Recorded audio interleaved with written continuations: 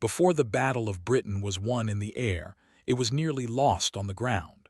When the Luftwaffe set its sights on Britain's radar towers, the silent skeletons that warned of incoming death, commanders faced a chilling truth: lose the towers and the island goes blind. The summer of 1940 settled over Britain with an uneasy stillness, a quiet that did not belong to peace. Europe had fallen in a cascade of defeats. Poland crushed in weeks, Norway lost, the Low Countries overrun, France, the great ally, defeated in a mere 6 weeks. Now only the English Channel separated Nazi Germany's expanding empire from its final obstacle in the West. Across that narrow stretch of water, the Luftwaffe gathered in numbers Britain had never faced before. More than 1,700 bombers, dive bombers and fighters positioned themselves from Norway to the coast of Normandy, reorganized under Luftwaffe 2, 3, and 5, each tasked with battering Britain into submission. Against them stood an overstretched RAF fighter command with barely 600 serviceable Hurricanes and Spitfires. By all logic, the struggle ahead looked hopeless. Britain lacked the pilots, the planes, and the time, but it possessed something Germany did not yet understand: a thin, steel web that stretched along the coast like an invisible shield. It was called Chain Home, the world's first fully operational radar network. From the Isle of Wight to Scotland, more than 20 massive stations, each dominated by 350-foot-tall steel lattice towers, stood like skeletal giants watching the sea. These structures, crude-looking, humming with electricity, formed a 1,500-mile early warning line. They didn't look like weapons. They didn't even look modern. Yet inside their concrete bunkers, the future of air defense was being written. Each radar array could detect incoming aircraft 80 to 120 miles away, long before the human eye could catch a glint of sunlight on aluminum. They tracked altitude, formation size, and direction. Information fed directly to Fighter Command's nerve center at Bentley Priory. There, Air Vice Marshal Hugh Dowding system stitched everything together: radar signals, observer reports, radio intercepts. It allowed Britain's limited squadrons to rise only when needed, and exactly where needed. In an air war where minutes meant lives, this advantage was priceless. But the heart of Chain Home was not the towers, it was the people inside. Many radar rooms were staffed by the Women's Auxiliary Air Force, young women scarcely out of school, trained in a technology so new it barely had textbooks. They worked in dimly lit rooms, screens glowing pale green, hands adjusting dials with the calm precision of surgeons. Their headphones crackled with static as they read faint blips that meant dozens, sometimes hundreds of German aircraft were crossing the channel. Every trace on the screen was a warning. Every echo carried the weight of the nation's survival. Yet in Berlin, the German High Command dismissed these towers as unimportant radio masts of little value. Luftwaffe reconnaissance crews photographed them repeatedly, puzzled by their height, their cables, their humming machinery. But the assumption held: no crude steel scaffolds could possibly tip the balance of war. That illusion did not last. By late July, new Luftwaffe reconnaissance missions returned with clearer images.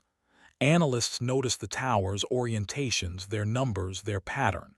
A network, a system, something Britain was using and using well. The conclusion was now unavoidable. The report went up the chain of command, and with it, a new order. The British early warning system must be blinded. The Battle of Britain was about to enter its next phase. By the first week of August 1940, the Luftwaffe had shifted its attention from airfields and channel convoys to a new, unsettling priority: the tall, skeletal towers Britain relied on to see the enemy coming. At the top of the German chain of command, Reichsmarschall Hermann Göring insisted the British radar network was fragile, a system that would collapse if even a few towers were toppled.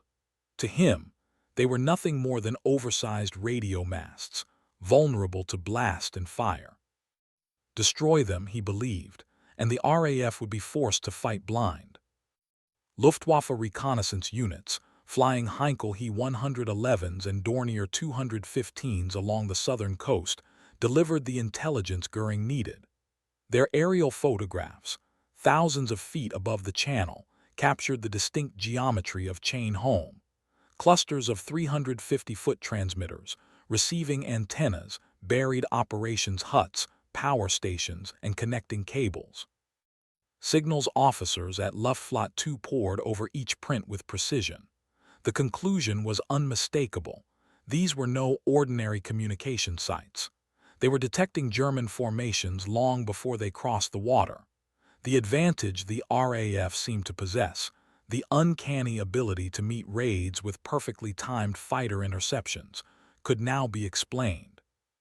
Target folders were drafted immediately. Bombardment responsibility fell to Kampfgeschwader 2, Kampfgeschwader 76, and the Stuka-Gruppen of Sturmkampfgeschwader 1 and 2.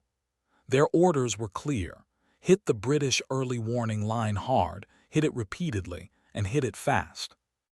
On August 12, 1940, the first concentrated Luftwaffe attacks began. Ventnor on the Isle of Wight, the tallest and most powerful chain home station, was struck first. Stukas dove steeply through cloud breaks, their sirens wailing. Bombs crashed into the operations block, burying equipment under rubble and temporarily knocking the station offline. To the east, stations at Dunkirk, Pevensey, Rye, and Dover came under similar assault. Concrete shook. Steel towers shuddered. Dust rolled through operations rooms as windows shattered inward. Inside those darkened rooms, the human struggle unfolded.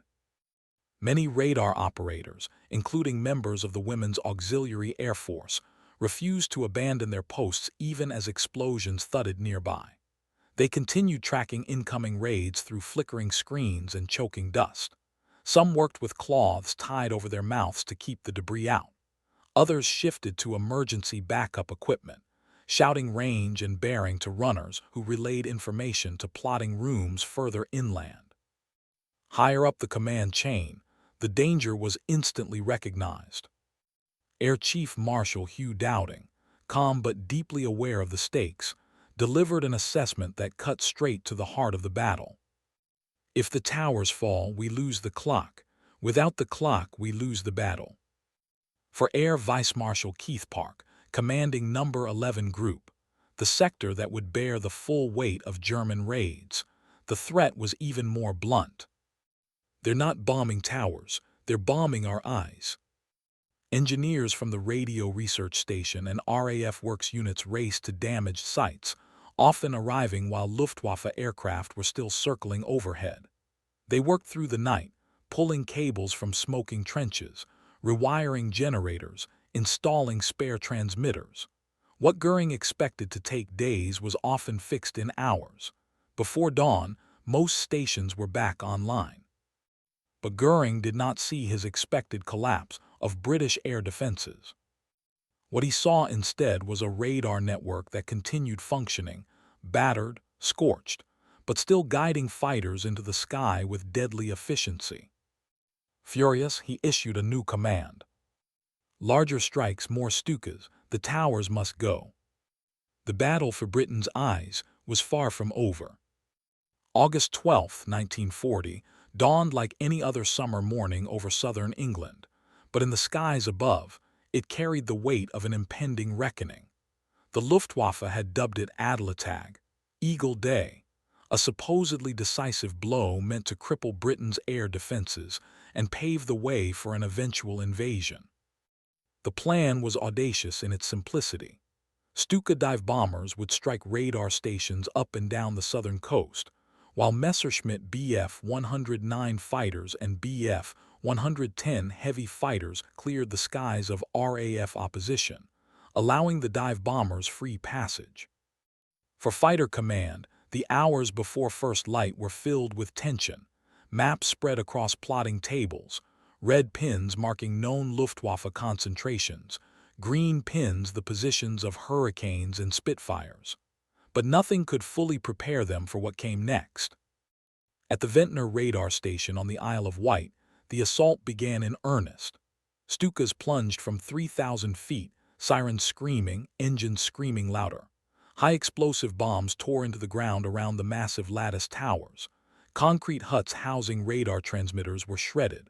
Sparks and smoke hissed from exposed wiring.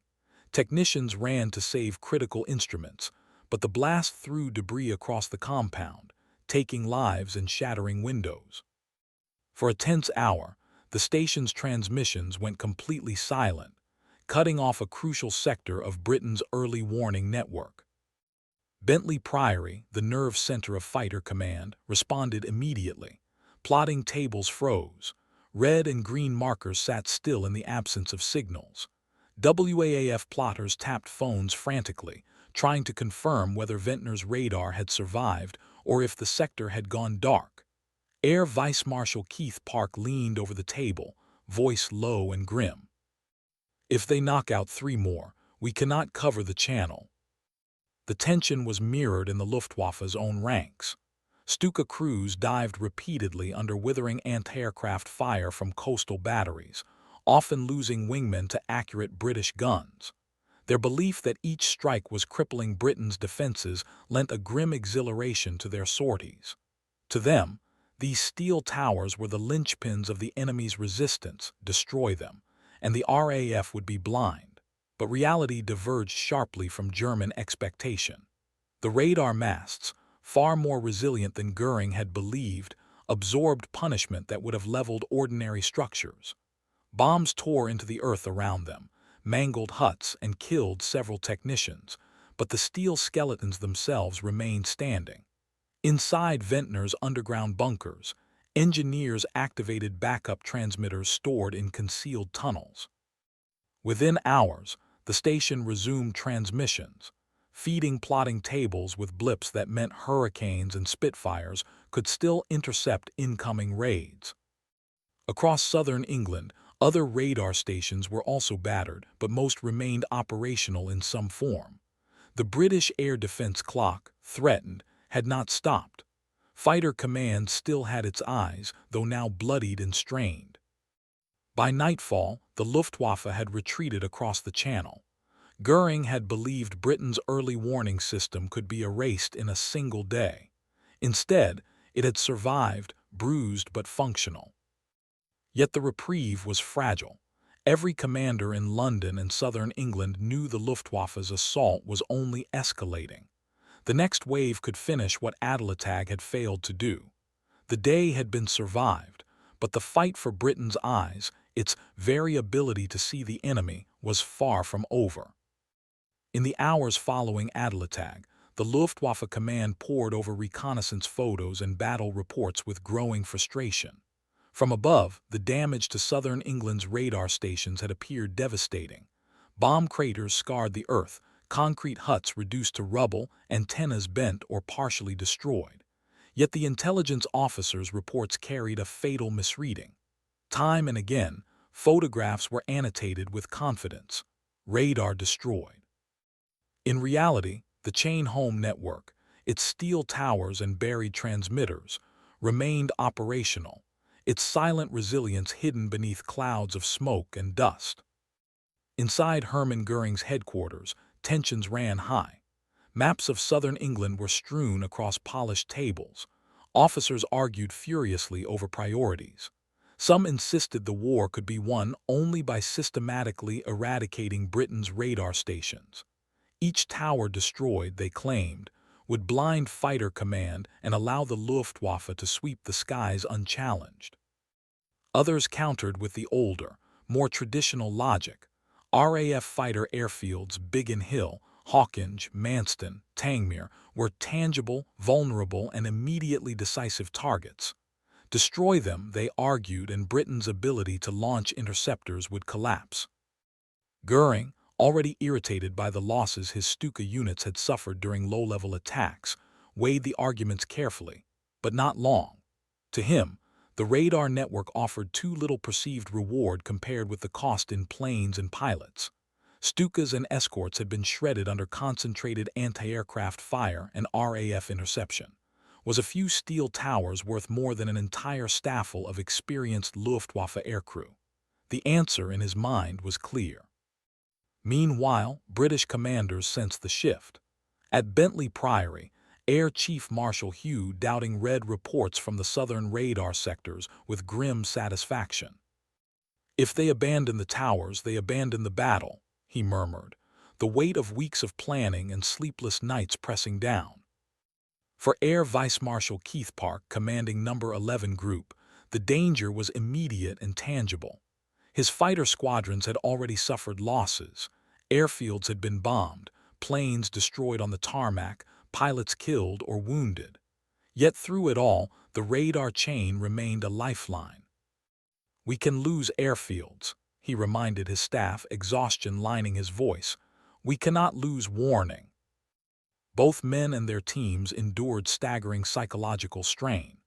Commanders slept in short stretches of 3 to 4 hours, tracking casualty lists that rose daily, calculating sortie rates, and anticipating enemy moves. The radar network represented the only asymmetric advantage Britain possessed in the looming air battle, a technological edge that could multiply every fighter into 100. Losing it would have meant entering the fray blind, forced to rely on eyeball sightings and reports from the ground. By late August, the decision from Berlin came. Göring ordered the Luftwaffe to pivot its attacks away from the radar stations and focus instead on RAF airfields and infrastructure. This strategic shift would allow fighter command's eyes to continue scanning the channel, uninterrupted, giving Britain precious minutes to scramble fighters, coordinate interceptions, and conserve what remained of its pilot strength. Historians still debate the ramifications of Göring's choice. Some see it as a fatal miscalculation that allowed Britain to survive the Battle of Britain. Others argue it reflected a broader misreading of technological warfare. For now, the steel towers of Chain Home stood battered but unbowed. Their sensors continued to hum, their operators continued to track the enemy, and the RAF remained capable of turning every incoming raid into a calculated defense. The radar chain had survived, but the hardest, bloodiest phase of the air battle was only just beginning. In the days and weeks after Adlertag, Britain's radar network proved an endurance few in Berlin had anticipated. Even battered stations continued to transmit, often through ingenious improvisation. Where concrete huts were shattered, engineers erected temporary wooden masts, rerouted buried cables through trenches and culverts, and fired up emergency generators hidden in tunnels or barns. The steel skeletons of Chain Home, scarred by bomb blasts, remained upright, silently watching the skies. Operators at the station spoke of a peculiar, almost visceral relief when blips returned to the screens. One recalled the moment Ventnor's sector came back online. It felt like hearing a heartbeat again, like the country was breathing once more. Each returning signal was more than data. It was reassurance, a signal that Britain's fragile line of defense was still intact. The impact of these early warning systems was decisive. Radar gave fighter command 15 to 20 precious minutes to react to incoming Luftwaffe formations. That window allowed controllers to concentrate their limited Hurricanes and Spitfires against concentrated raids, rather than sending squadrons blindly on patrols over the channel. For Air Vice Marshal Keith Park, these minutes were life-saving, enabling fewer than 600 operational fighters to meet waves of 1,500 to 1,800 German aircraft with calculated efficiency, turning numbers into strategy. German pilots, too, would later admit their miscalculations. Many had no idea that every intercept, every scrambling fighter, every defensive formation was being guided in real time by radar data. Their raids, intended to overwhelm, were met with exacting precision. What they thought was chance, what they believed was chaos, was actually the outcome of a network of blinking screens, plotting tables, and tireless operators. It was the human element that made the difference. Young men and women worked in darkened rooms, eyes straining at flickering traces, hands adjusting dials through fatigue and fear. They endured the roar of low-flying Stukas, the concussion of bombs, and the knowledge that any error could mean disaster for the squadrons they guided. Their quiet heroism, often overlooked, was the invisible backbone of Britain's survival. By late August 1940, the chain home network had proven its worth. The towers had spoken again, sending signals that allowed Britain to see the enemy, to concentrate strength, and to buy time. In those 15 to 20 minutes, the fate of the Battle of Britain was being decided, and the RAF, guided by steel and courage, would stand firm against the coming storm. The survival of Britain's radar network was more than a tactical footnote. It was a pivot on which the fate of the Second World War turned. By preserving the chain home stations, the RAF retained its eyes over the Channel, enabling precise fighter control that blunted the full force of the Luftwaffe's daylight offensive. German High Command had believed they could blind Britain with bombs and fire, yet misreading the technology cost them the chance to gain air supremacy, and ultimately, to pave the way for an invasion that never came.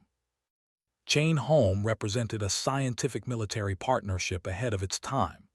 Engineers, physicists, and officers worked in unison, creating a network that fused observation posts, radar blips, plotting tables, and radio communications into a single, real-time picture of the sky. The system anticipated modern warfare principles: early warning, data fusion, and centralized command, concepts that would define not only Britain's survival in 1940, but also the architecture of Cold War detection systems, NATO early warning networks, and the air defense grids of the 21st century. There was a profound irony to the story.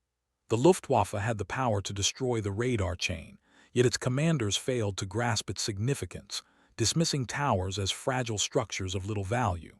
Meanwhile, British officers knew the technology was delicate.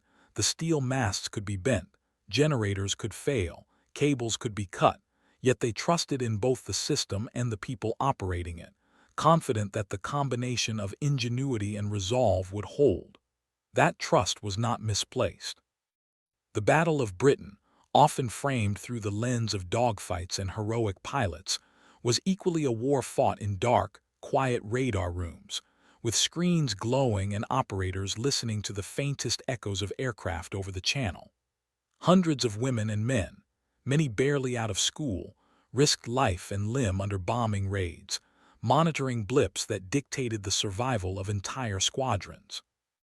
Their vigilance bought the RAF time, focus, and control, resources far more valuable than any single fighter plane. By the end of 1940, the unseen war had left its mark. The thin steel towers and glowing cathode screens of chain home had done more than save Britain. They had rewritten the understanding of air power. The lessons of those dimly lit rooms echoed through decades, influencing strategy, technology, and the very conception of modern air defense. Victory in the skies was never just about the aircraft that soared above. It was also about those who saw the enemy first and turned that knowledge into survival. The unseen war, fought on screens, in concrete bunkers, under the hum of electricity and the shadow of bombs, had changed the world forever.